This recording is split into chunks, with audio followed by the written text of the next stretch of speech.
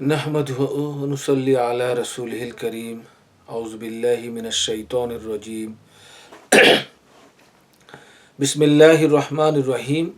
আশা করি যে যেখানে আছেন সুস্থ আছেন, ভালো আছেন এবং মনোযোগ দিয়ে learning Arabic language of the Quran বইটি পড়ছেন। চলুন আমরা এই সপ্তাহে শুরু করব চ্যাপ্টার 17 নম্বর অধ্যায়, পেজ নম্বর 149। এই চ্যাপ্টারের একই আলোচনা, আফআলুল মুতাআল্লা, হরফে ইল্লাত বা উইক অক্ষর দিয়ে গঠিত শব্দগুলো। আমরা আগের চ্যাপ্টারে পড়েছিলাম যদি আইন পয়েন্টে ওয়া বা ইয়া হয় তাকে বলে আজওয়াফে ওয়াই অথবা আজওয়াফে ইয়াই। এই চ্যাপ্টারে আমরা পড়ব যদি ফা জবর ফা, আইন জবরা, লাম জবরলা, ফা আলা এই ফর্মের লাম পয়েন্টে যদি কখনো ওয়া হয় বা ইয়া হয় তখন ভার্বের রূপটা কেমন হবে সে বিষয়ে। এই জিনিসটাকে ওরা বলছে নাকেস। যখন মাঝখানে শব্দটা ওয়া বা ইয়া হবে, মানে আইন পয়েন্টে ওয়া বা ইয়া হবে, তাকে বলছে আজওয়াফ।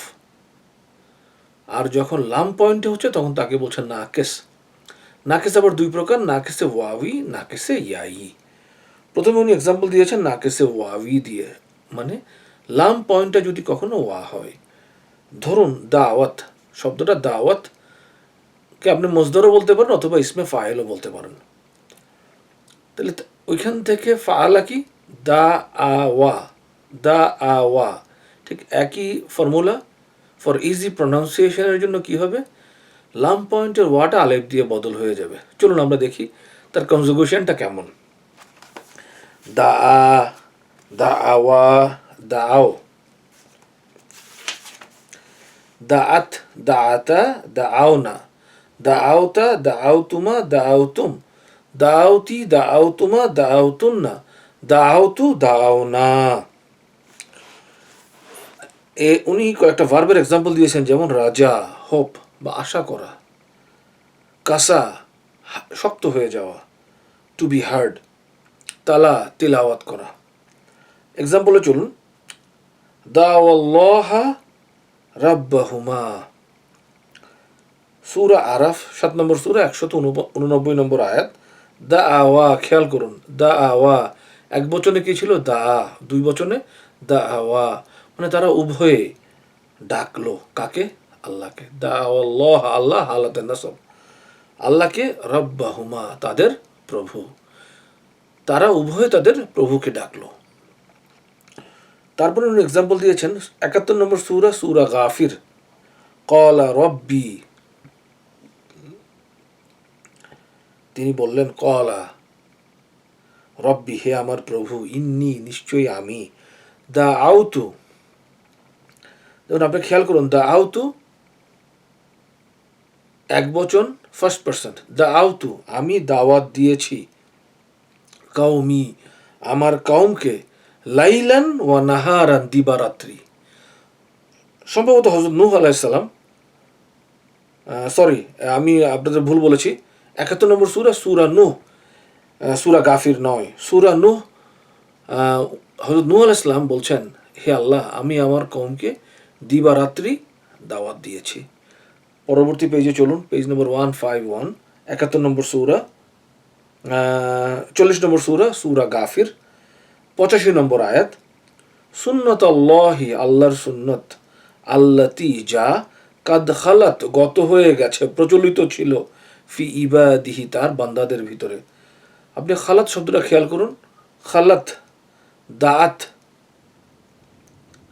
থার্ড পারসন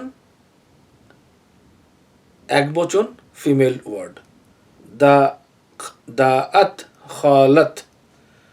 তারপরে চলুন সূরা বাকারার 52 নম্বর আয়াতে, সুম্মা আফাউনা আনকুম, সুম্মা এরপরে আফাউনা, দাআউনা জমা মুতাকাল্লিম বহু বচন ফার্স্ট পারসন, আফাউনা আমি ক্ষমা করে দিয়েছি, আনকুম কুম মানে তোমাদেরকে, আমি এরপরেও তোমাদেরকে ক্ষমা করে দিয়েছি। সূরা বাকারা 74 নম্বর আয়াত, সুম্মা কাসাত কুলুবুকুম এরপরে কি হয়েছে, কাসাত, কাসাত দাআত, কাসাত খেয়াল করুন, কাসাত থার্ড পারসন ফিমেল একবচন। কাসাত কুলুবুকু, এরপরে শক্ত হয়ে গেছে, কুলুবুকু তোমাদের অন্তর, মিম্বাদি জালিক, এরপরে।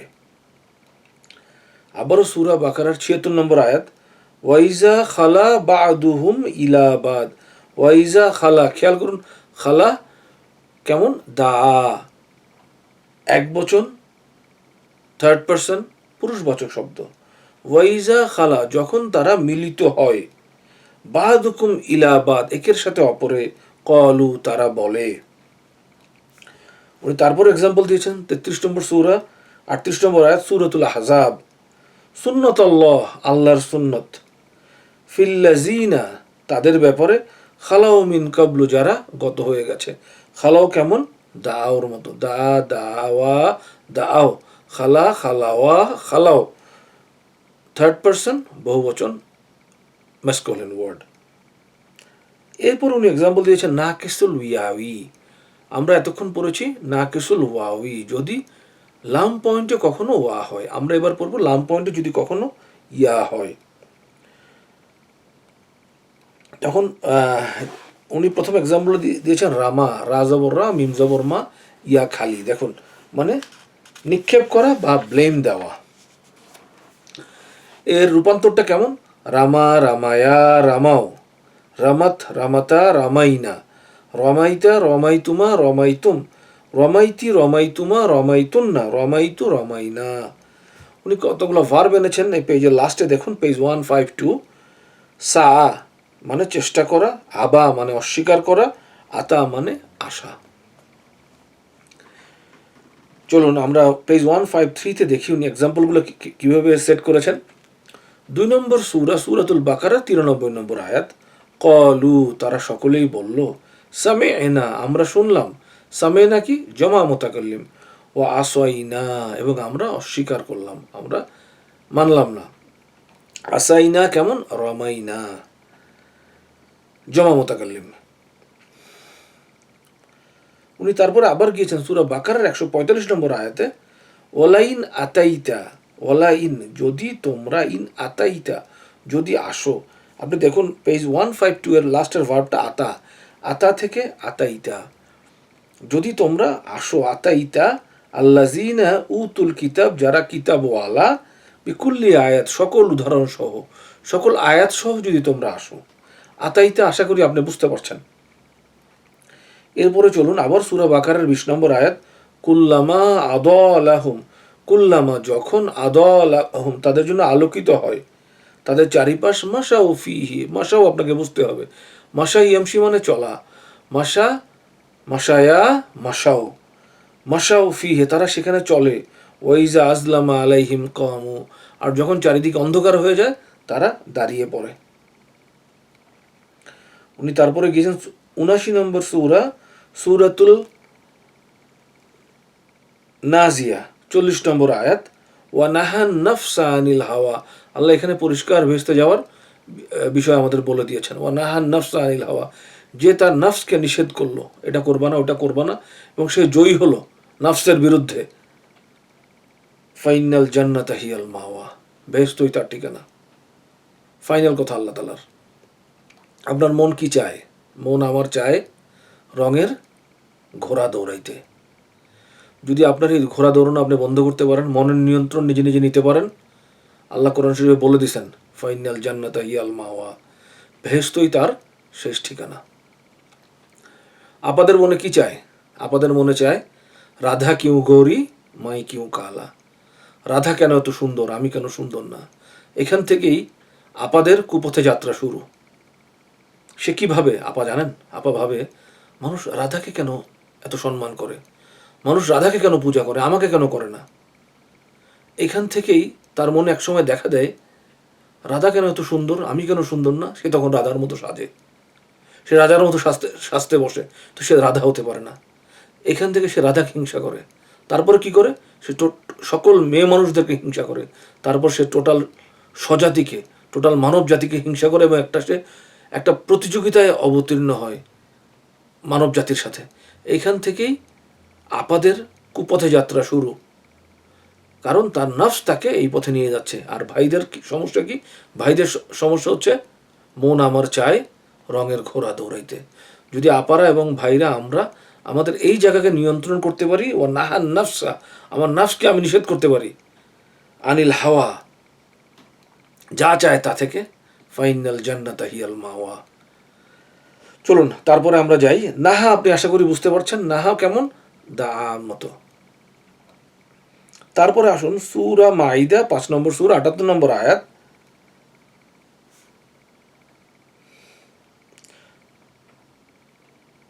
জালিকা বিমা আসাও, এগুলো কেন, বিমা আসাও, আসাও কেমন, মাসাওর মতো, দাওয়ার মতো, থার্ড পার্সন বহুবচন, জমা বহুবচন, থার্ড পার্সন পুরুষবাচক শব্দ। জালিকা বিমা আসাও, কেন এগুলো, যেহেতু তারা অস্বীকার করেছিল, ও কানু ইয়াতাদুন, এবং তারা ছিল সীমালঙ্ঘনকারী। তারপরে সূরা তাহা 20 নম্বর সূরা 24 নম্বর আয়াত। আল্লাহ বলছেন হযরত মূসা আলাইহিস সালামকে, ইজহাব ইলা ফিরআউনা, তুমি ফিরআউনের কাছে যাও, ইন্নাহু তাগা, কারণ সে তাগুতি আচরণ করেছে, সে বাড়াবাড়ি করে, সে বিদ্রোহ করেছে। তাগা কেমন, দার মতো। তারপরে আসুন সূরা 28 নম্বর সূরা সূরাতুল কাসাস 29 নম্বর আয়াত। ফালাম্মা কাদা মূসা, মূসা যখন তার সময় পার করে দিলেন, আজালা তার নির্দিষ্ট সময়, ওয়াসারা বিআহলি, এবং তার পরিবার সহ রওনা করলেন। কাদা, কাদা কেমন, ওয়াহেদ এক বচন, গাইব মানে থার্ড পার্সন, এক বচন থার্ড পার্সন পুরুষবাচক শব্দ। উনি তারপরে এক্সাম্পল দিয়েছেন, ওয়াইজা কাদা আমরান, যখন আল্লাহ তাআলা কোনো বিষয়ে ফয়সালা করে ফেলেন। কাদা মানে এক বচন পুরুষবাচক, কাদা, তার ভিতরে একটা হুয়া লুকানো আছে, এটা কি, আল্লাহ। এটা সূরা বাকারার 117 নম্বর আয়াত। আসুন তারপরে আমরা যাই 6 নম্বর সূরা সূরাতুল আনাম 15 নম্বর আয়াত। কুল, আপনি বলুন, ইন্নী আখাফু, আমি ভয় করি, ইন আসাইতু, যদি আমি অস্বীকার করি, যদি আমি আশা হই, আসাইতু রব্বি, আমার প্রভুর, আযাবা ইয়াউমিন আযীম, আমি কেন পারবো না আমার প্রভুর আশা হইতে, কারণ আমি ইয়াউমুন আজিমিনে, আমি আল্লাহর আযাবকে ভয় করি। এবার চলুন, উনি বলছেন লাকিয়া, যদি খেয়াল করুন, আপনি আগে পড়েছেন দা ওয়া, ফা আইন লাম তিনটাই জবর। তারপর আপনি দেখেছেন রামা, রা জবর রা, মিম জবর মা, ইয়া জবর ইয়া, রামায়া, মানে ফালার মতো তিনটাই জবর। উনি এবার বলতেছে আইন পয়েন্ট যদি জের হয় এবং লাস্ট শব্দটা যদি ইয়া হয়, তখন তার রূপান্তরটা কেমন, লাকিয়া, কাবজের কি মানে আইন পয়েন্টটা জের এবং তার শেষে ইয়া আছে, তখন তার রূপান্তরটা কেমন হবে, লাকিয়া লাকিয়া, লাকু, লাকিয়াত লাকিয়াতা, লাকিনা, লাকিতা লাকিতুমা, লাকিতুম, লাকিতি লাকিতুমা, লাকিতুন্না, লাকিতু লাকিনা। এমন আরও ভার্ব আছে কোরআন শরীফে ব্যবহৃত হয়েছে, যেমন ধরুন তার পেজ নম্বর 155-এ রাদিয়া, রাদিয়া মানে কাউকে সন্তুষ্ট করা, খুশি করা অথবা খুশি হওয়া। খাসিয়া ভয় পাওয়া, নাসিয়া ভুলে যাওয়া। এখন লাকিয়ার প্যাটার্নে কোরআন শরীফের এক্সাম্পলগুলো উনি এভাবে এনেছেন।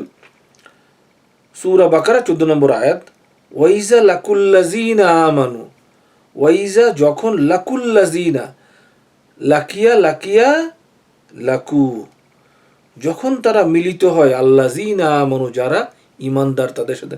তা লাকু কেমন, লাকু হচ্ছে জমা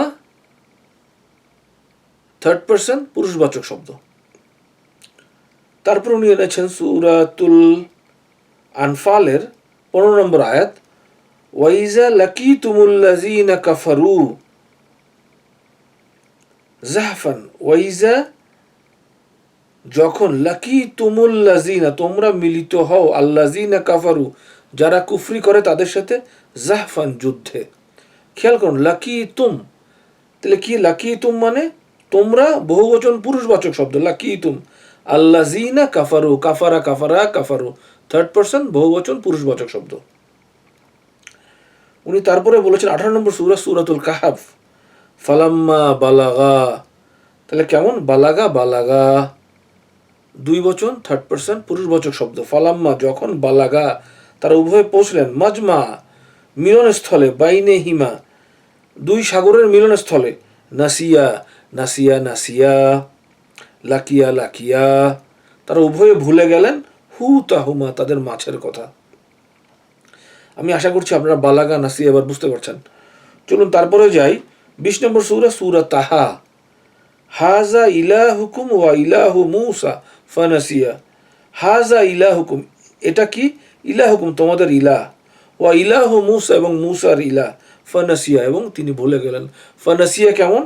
লাকিয়ার মতো। এরপর উনি গিয়েছেন 5 নম্বর সূরা, সূরা মায়দা।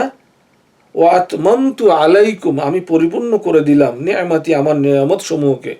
ওয়া রাদিতু এবং তোমাদের জন্য মনোনীত করলাম, ওয়া রাদিতু মনোনীত করলাম, লাকুম তোমাদের জন্য, ইসলাম দীনা ইসলামকে দিন হিসেবে। ফাইনাল ভার্ডিক্ট, আজকের পরে সকল ধর্ম বাতিল। এই আয়াত কি বলছে? আপনারা যারা এখনো মনে মনে পোষণ করেন যে খ্রিস্ট ধর্ম ইহুদি ধর্ম, ধর্ম চেঞ্জ না করলে অসুবিধা কি, ওরা ভালো মানুষ তো।